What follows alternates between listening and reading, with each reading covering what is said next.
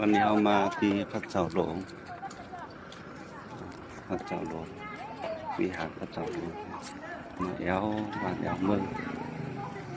ถึงเจ้าวาดต้องพระเจ้าหลวงที่เมืองวัดเชียงคาน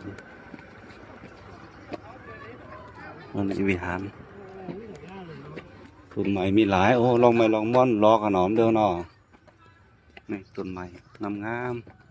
ไปถามคนเอาล่อไป ๆนี่งามนี่ดอกไม้นี่งามอ๋อนี่เหมือนตั้งอยู่เมืองลานะอ๋อ cắt mấy chứ còn anh chết là như จ้าละ thấy bên này đó thấy sẽ mừng อืม anh tiêu mới xuống xe เมื่อหมูตีนี่ไอ้เมื่อเรา เขาลดไปก่อนแล้วโอ้นะ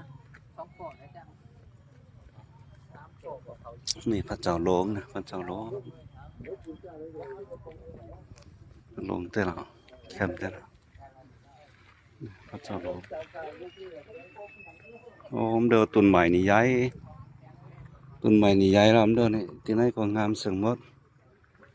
กลายเป็นธรรมชาติวันนั้นเดียวกลายเป็นธรรมชาติใหญ่ๆพระเจ้าหลวงแล้วผมเดินต้นใหม่ก็หลงใหม่ก็ย้ายต้นไม้ก็ลงต้นไม้ก็ย้ายโอ้นี่ครูบามันเจ้าไว้อีมาแวเลยมันไหนแวนี่พาหน่อยเขาก็หามซีวิกายลงมาแล้วโอ้นักอ่ะ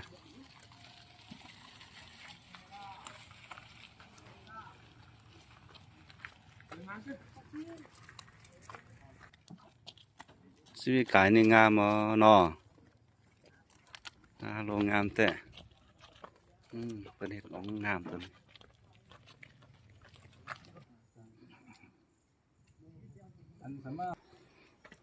เอามาเจ้า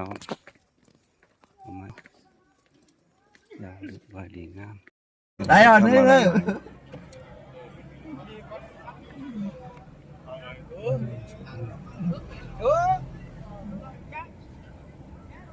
chạy rồi ส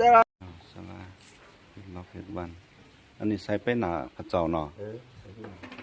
อ๋องามจังเลยสลาเมืองโลงเนาะ